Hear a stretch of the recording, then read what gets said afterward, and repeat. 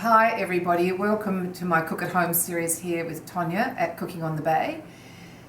It's nice to have you back in my kitchen. Today we're going to be cooking a pumpkin soup with saffron and mussels. It's a really lovely soup. It's a little bit different. The mussels add an interesting flavour to it, as does the little bit of saffron. Now to start with, we're going to cook our onions as we always do, and there's a little bit of butter in the pan here. So I'll actually put them on this pan. Got a hotter burner. So put the onions in. They've just been roughly chopped because the soup is going to be pureed. So put a little bit of olive oil. And we're going to cook these for about 10 minutes or so until they're luscious, golden, and with maximum flavour in them. Okay. When we've done that, we're going to be adding our pumpkin, which I've cubed. There's about 500 grams of pumpkin and there's one onion here. We're going to be adding a pinch of saffron, a nice generous pinch of saffron. It's a lovely Persian saffron that the lovely man who comes to my cooking classes with a Persian carpet business, when he goes back to Persia, when he used to go back, he brings this beautiful saffron, and you can see, Michael, that beautiful colour of the saffron. Can you see that? It's a beautiful saffron, and that's the label. It's a lovely saffron, a very dark red saffron. We're going to put in 2 star anise and a couple of sprigs of fresh thyme. I don't have any fresh thyme, so we're using my dried thyme, and a little bit of lime or lemon juice. I've got lemon juice, as you can see, and we have 2 garlic cloves, so we'll be putting those in when I put the pumpkin in. Now we're going to cook the mussels first. Oh no, perhaps I'll talk about the stock before we cook the mussels. With the stock, I have made my classic chicken stock. I actually have added some prior stock, chicken stock, which was reduced. Can you see this in here, Michael? And to my chicken stock, I added a little bit of water, and we've got 1 leek, because it's just a small quantity, 1 leek, 1 carrot, 1 onion, a bay leaf, some parsley stalks, and some peppercorns, and some celery. And I've been slowly simmering that at a little lazy bubble of not a rugged simmer, for about the last 3 hours. So we want 500 grams of this chicken stock, 500 mils of the chicken stock. And so I thought I would just strain it now. I wanted you to see the stock in the pot. This has a lovely, that's a nuisance. This has a lovely deep colour, a little bit more than my normal chicken stock. My chicken stock's usually a bit more golden, but because this has been reduced down with an already reduced stock as well as some water, it's got a lovely, it'll have the most divine flavour for our soup. I'll just like that. Wasting my precious stock like liquid gold. And we've got 500 mils exactly, which is lucky. So I'll just do that. Okay, so now to cook the To cook the mussels, we're going to cook them in just a little bit of white wine, about 250 mils.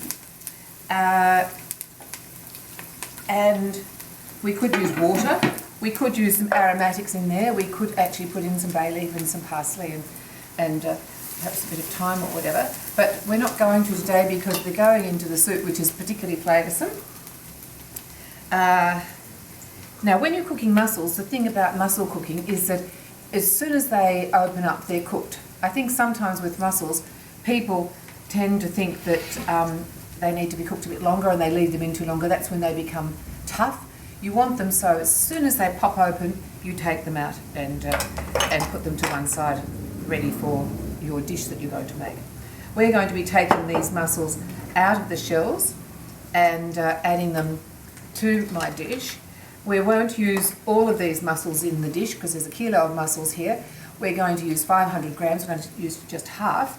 Now, when I looked at them this morning, I actually did debead them, but today the mussels are much cleaner than they used to be. There aren't barnacles on them. They've been put through a tumble machine, I think, because they come out very clean. But they still do have beards on them. And I've left these ones out because these ones do have beards. And can you see this, Michael, if you get in closer?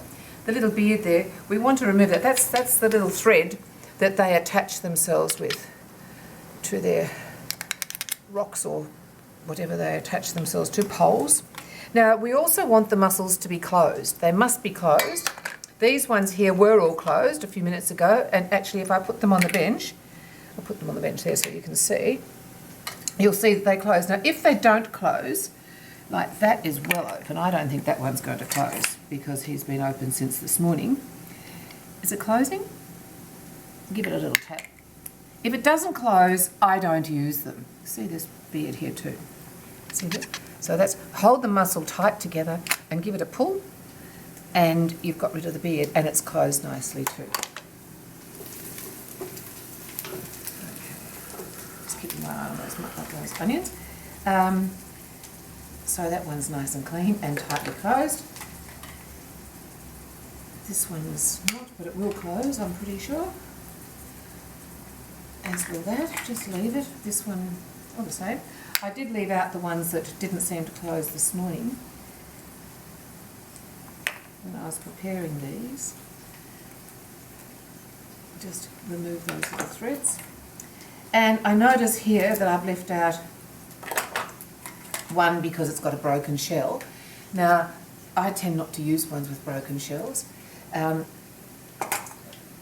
think that it's not a good idea.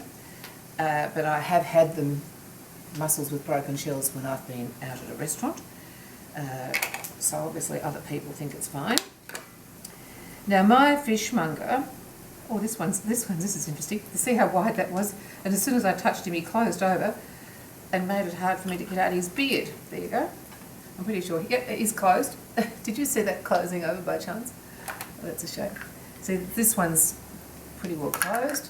Now these ones aren't. Oh, that one has. That's good. Not quite. I don't like using, as I said, the ones that remain open. Now my fishmonger says that they're perfectly fine to use. They come from Port Arlington, these particular mussels. They come from Port Arlington, just on the peninsula, Bellarine Peninsula, about an hour out of Melbourne. And he says they're perfectly fresh and you don't have to worry. But I prefer to leave them to one side if they don't close. So now I'm going to add the pumpkin to the onions. You can see how nice, can you see that, Michael, in there? You can see how nice and luscious those onions are getting. So I'm going to add my pumpkin.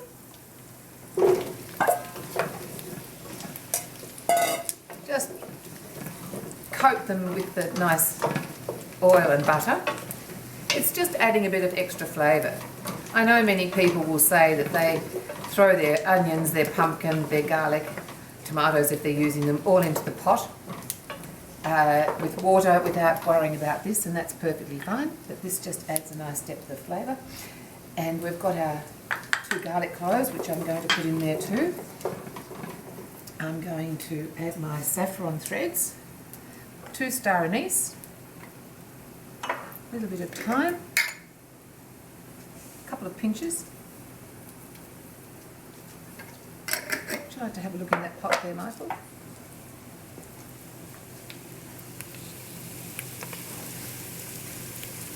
And here are the saffron threads going in. We're going to put about so much. In fact, I'm going to put these saffron threads into the stock.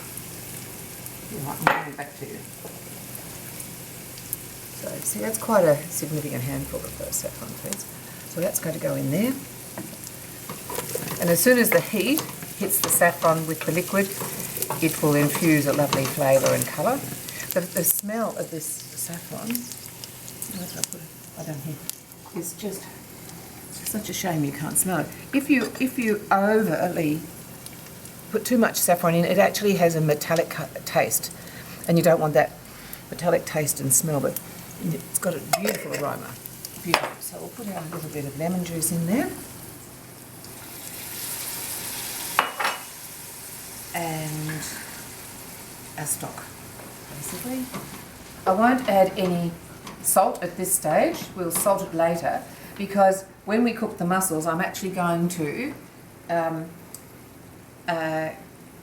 cook them. I'm just looking at the stove here. I'll turn that on. We're going to strain our mussel jus, our liquid with just a white wine, and add that to our soup too, which will give it also a nice depth of flavour. So that's stock. It's 500 mils of stock. And we'll get the strainer ready. Strain there. That's from the straining of the stock. So when this comes to the boil, it must be very hot. We're going to put the mussels in all at once. Oh look, that one has closed. See? Let's have a look at the others. Nearly. Don't worry, we've got plenty, we don't need to worry.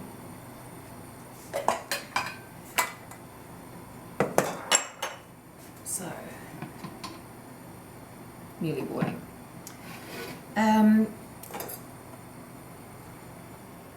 We're going to save about, I don't know, we're going to serve 2 bowls of soup. We'll save about 6 mussels in the shells as used as a garnish, or just one if you want to.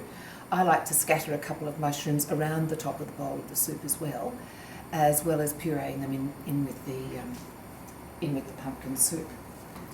This will take about half an hour to cook, and you can see that this is starting to shimmer.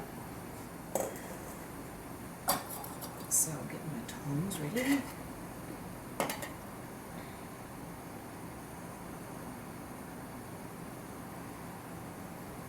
I often use a pot like this to cook my mussels in, but I thought it might be nice to use this shallower bowl so that Michael can get in and have a look, as well as we can see the mussels as they open up. Yeah, but put that there, that might fall. So here we go.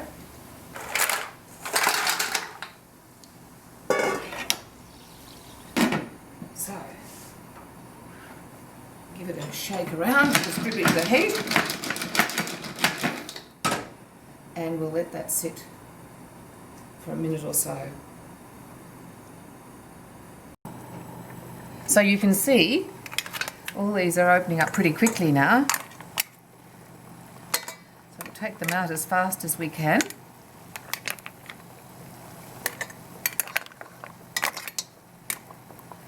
They're usually all open.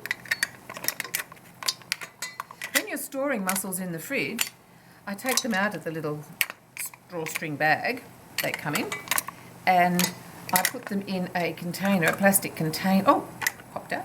A plastic container, and without a lid on them. You don't want them to have a lid on them. You want them to be open to the fridge, okay? And they'll last that way for 2 or 3 days. In fact, they've probably got a use-by date on the packet, on the label of the little drawstring bag. Well, I know they do have a use-by date. And sometimes you can keep them for quite some days. Oh, that one's not opening. Oh, look, that's interesting. We might just leave him there for 1 minute and see whether he does open up while I just remove some of these. Oops. So I'm just going to take these out. See, you just want to take them off the little abductor muscle there. See the little abductor muscle that's holding it to the shell? So we'll just take these out, about half of them. Oh, they're hot. Now, for those of you who just want to have a nice mussel dish, you could just pop these mussels as they are, keep them as they are, and make a lovely roasted tomato sauce, such as we have done in this series. Lovely roasted tomato sauce, or you could make a Napoli sauce, which I've also done in this series, and you can toss the Napoli sauce or the roasted tomato sauce with these mussels, or you can make a lovely white wine and garlic and cream and the mussel juice, some fish stock, and have a lovely mussel soup that way too.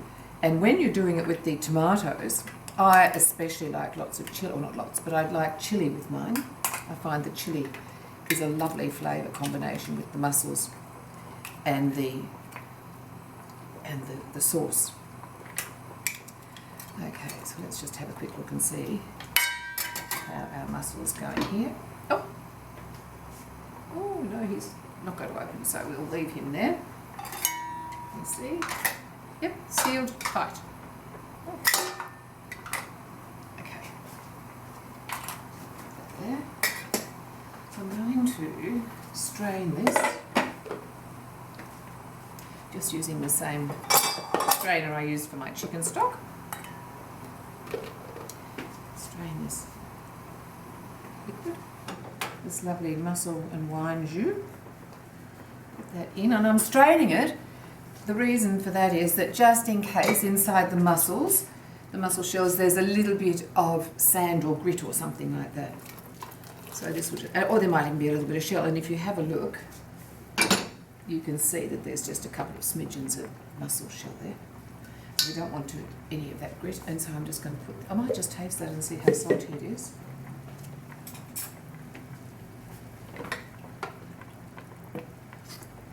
Oh, it tastes absolutely beautiful. Oh, that is seriously lovely, everyone. Smells divine. It smells, you can smell all the lovely, oh gosh, it's beautiful. Okay, smell the mussels and the sea and the wine. Lovely. So I'm just now going to wait until our pumpkin is nicely reduced down and, not reduced down, sorry, softened down. It'll cook probably for about half an hour, however long it take to cook pumpkin. Now the thing you must remember before you puree this, you must remember to remove the star anise, okay? Because otherwise it'll be bits of star anise seed all through your soup. And we're not going to be straining the soup. So I'll continue with my mussels, with removing the mussels, while this cooks down. Okay, so the pumpkin is really nicely softened and it's been cooking here for about 25-30 minutes. You can see the star anise are just sitting there on top. I did give them a little stir so I knew exactly where they were. Didn't want to forget them. So we're going to remove the star anise and we're going to puree this. I'm going to turn the heat off, puree it, and then we're going to add our mussels. Not all of them. As you can see, I've got some here reserved for the garnish. So it's going to make a little noise.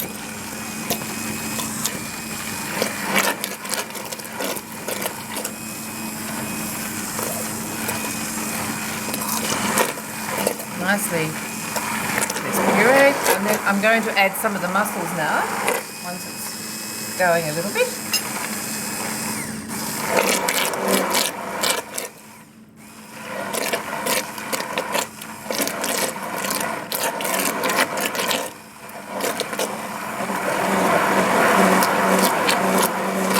With this sort of soup, it's nice to have some texture in it, but we don't want a lot.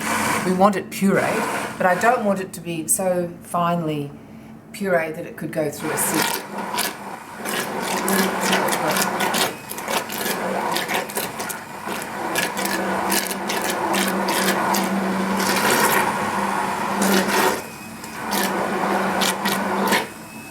Just a couple of minutes at a time.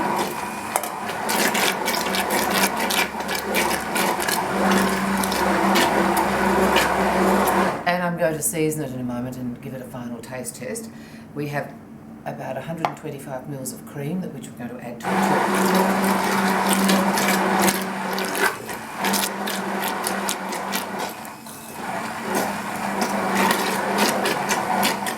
Can you see inside this, Michael? Beautiful, beautiful colour. It's a robust soup. So we will give it a little taste.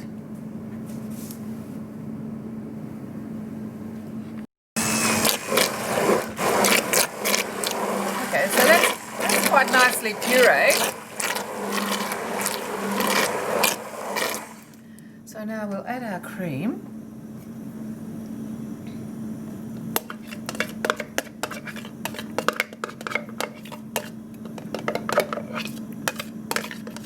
Cream always makes your soup so much more luscious. Give it a little whiz around.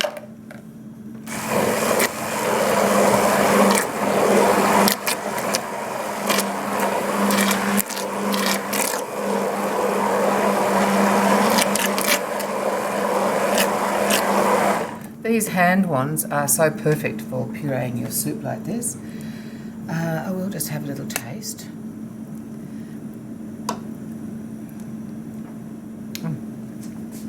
Oh, that really tastes so good. Delicious. But it will need a little bit of salt. So I'm going to put in about another rounded, this is about half a teaspoon of salt. And I'm going to put in a few cracks of pepper.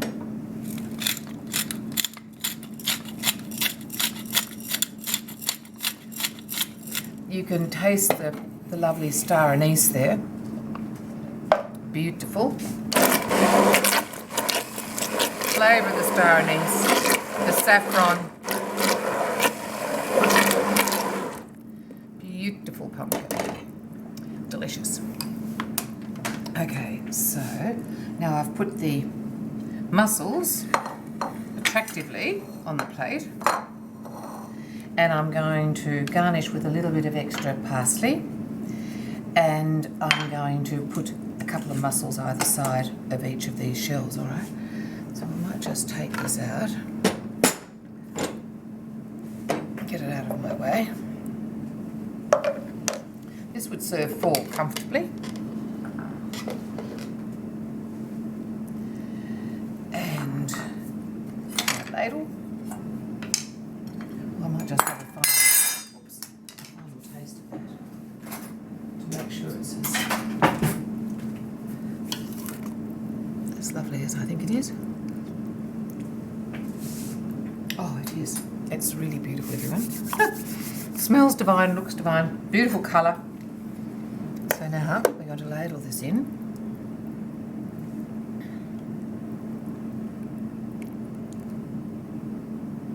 And it's quite a hearty dish.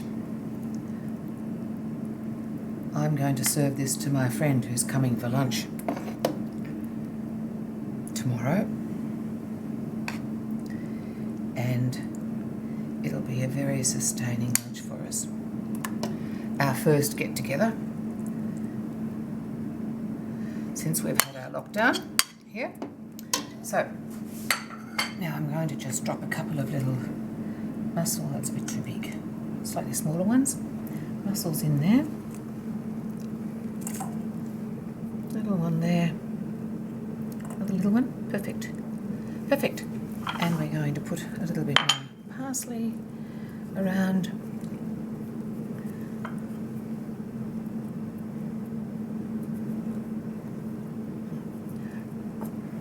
How's that? Looks good to me. Okay, so there we have our lovely mussel, saffron and pumpkin soup ready for you to enjoy. I hope you like making it. Bye-bye.